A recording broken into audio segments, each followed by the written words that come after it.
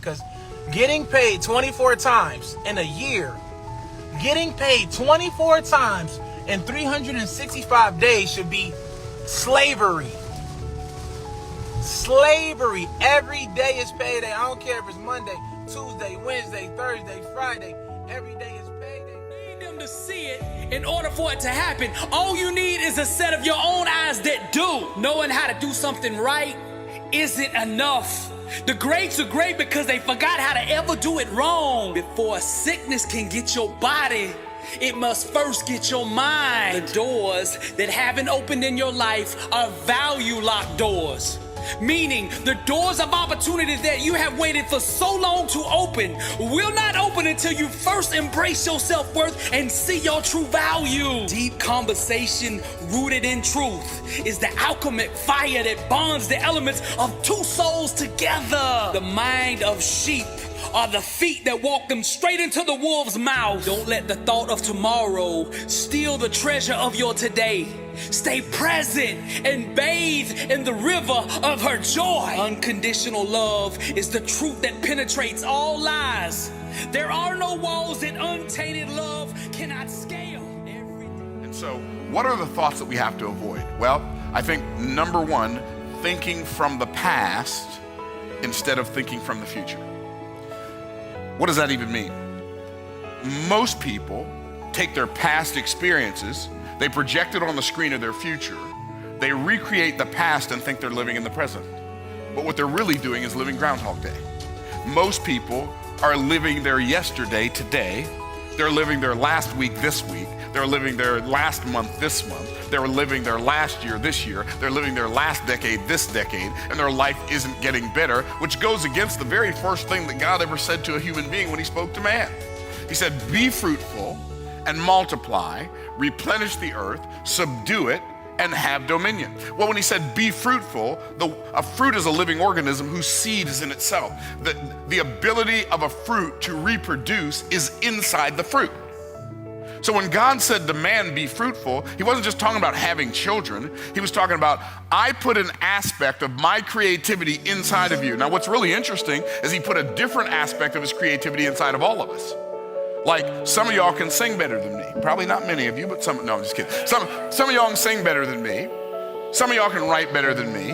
Some of you can, like, dunk a basketball better than me. Well, if you can dunk a basketball, you can automatically dunk it better than me. Okay, so what's my point? But there's things I can do better than you. Why? Because God didn't put every aspect of his creativity inside of anybody, but he put an aspect of his creativity inside of everybody. And so that creativity, that aspect of his creativity that he put inside of us, it is our job to produce on the outside based on what God put on the inside. But he said, be fruitful. Now, the other interesting thing about a fruit is this: because it has a seed in it, when you sow the seed, you don't reap a piece of fruit. You reap a tree. And the tree might produce 100, 200, 300 apples a year, oranges, whatever your kind of seed you plant. Once it's mature, it might produce 100 to 300 pieces of fruit per year. And I love what Warren Wiersbe said. He said, any fool can count the number of seeds in an apple, but only God can count the number of apples in a seed. The greatest commodity possessed by all humanity on earth is time. And what's amazing about time is that everyone has the same amount. A lot of us don't have the same amount of money, but we all got the same amount of time, 24 hours every day. Time is what I call the currency of life. Currency is what you use to buy things. And you've heard the term spending time. That is a true principle. We spend time. And what you are was purchased by the time you spent. What you are right now, your life. You cannot really stop time. You can't even save it. But you can control it. And you control time by making a plan. A plan tells time how you're going to spend it. And without a plan, time is wasted. Please write this down. God has a plan for your life. That's why God has plans for your life, because he knows that without a plan, you waste time. And each year is a chapter in God's plan in your life. And I think we need to focus heavily on planning this new year. And I mean planning it now, because the year is going to be so tumultuous. It's going to be so chaotic. Some of you are actually going to lose your mind. You're going to lose your sanity. You're going to lose your marriage. You're going to lose your homes. You're going to lose your cars. You're going to lose your health if you don't get yourself lined up with God's plan. Jeremiah chapter 29 verse 11 says, "For I know the plans that I have for you. Plans, declares the Lord, to prosper you and not to harm you.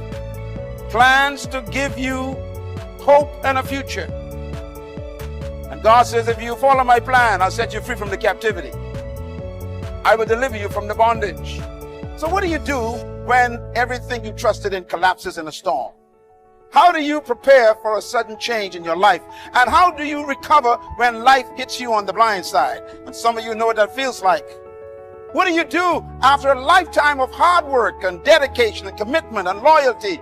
How do you change your vocational skills suddenly when they release you from your job? When all your skills that you learned, they don't need anymore? What do you do when the rug is pulled up from under you, as we all know is happening to so many people? How do you face the family you once left behind to go back home because you couldn't pay the rent and the mortgage and you have to go live with your parents again?